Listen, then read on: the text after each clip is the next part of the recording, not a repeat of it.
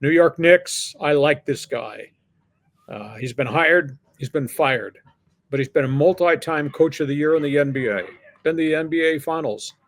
I think the New York Knickerbockers got a good coach in Mike Brown. Mike Brown's been everywhere.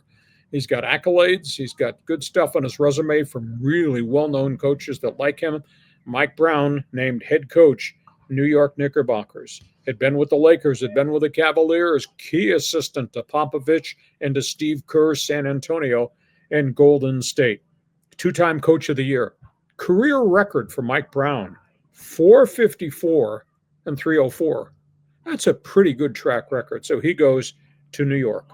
Second item, this was a stunner. Milwaukee buys out the contract of Damian Lillard. Dame, going to miss the entire season, ruptured Achilles tendon, gets bought out. Now, his agent is saying this is good. Lillard will be able to pick the team that he goes to, but he's not going to play this year. And when he comes back, he's going to be 34 coming off the Achilles tendon rupture. This was a real shocker. They owed him $112 million, but the buyout, now the money is spread out over, I believe, a 4 or a 6 year span to lessen the cap hit. So Lillard gets the money paid out over an extended period of time, and he'll get a chance to talk to other clubs. Big report, Knickerbockers have some interested in Dame. So that's a big story there. Portland situation, obviously, eating the contract, getting rid of Aiton, total massive rebuild. They need a lot of players there in Portland. That franchise is really fallen into disrepair. Houston Rockets, they just keep making deals. They just make deals and they go get more veteran players. They've really been active. They wound up getting Dorian Finney-Smith from the Lakers, and then they turned around and got Clint Capella, the rebounding shot blocker center from Atlanta. That was a guy that the Lakers were in on, but he winds up going to the Houston Rockets. And, of course, this all comes on the heels of the acquisition of Kevin Durant. Denver, wow. What a week for the Denver Nuggets. They're not going to say they've given up the ghost, but they've obviously made changes. Denver trades Michael Porter. He goes to the Brooklyn Nets and a deal for younger shooting guard Cam Johnson. Both guys averaged 18 points per game. Denver also makes another deal with Sacramento. They get one of their big shot-blocking centers, Jonas Valanciunas. They get him in a trade for Dario Saric.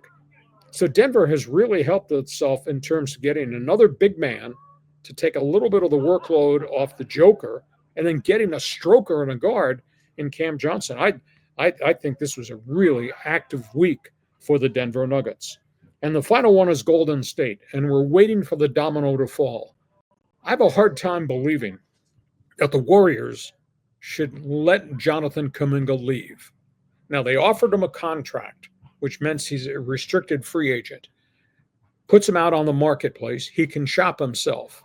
If he gets an offer somewhere, Golden State can match and keep it, or turn around and do a sign and trade.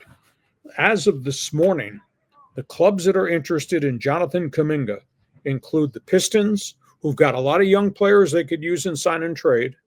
Sacramento, I don't think Golden State wants to deal with a team in the division.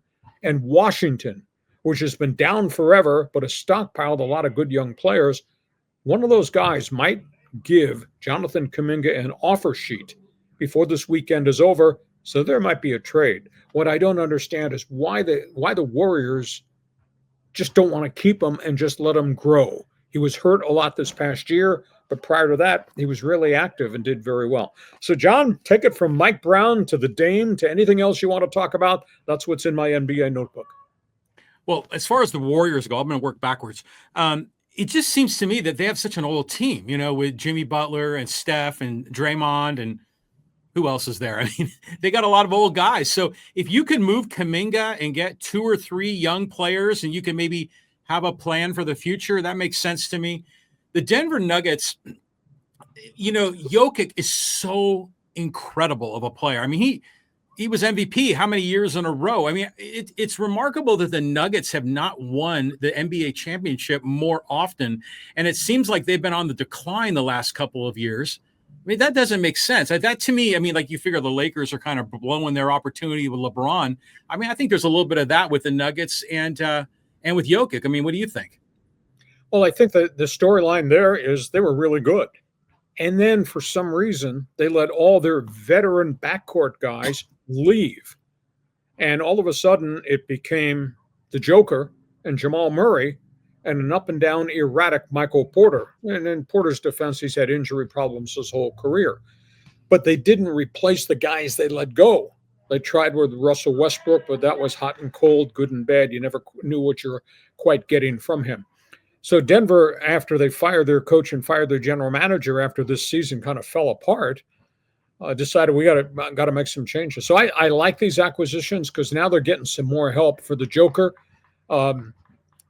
They've drafted well, so we'll just see. It's got to be more than just Jamal and the Joker, but now they've added some more people here. Cam Johnson is a really good basketball player and a younger guy, and they've drafted young. So we'll just see how quickly they can have a bounce back season because it's got to be more than just Nikola Jokic by himself. Right. Yeah. Okay. That's all things there in the NBA.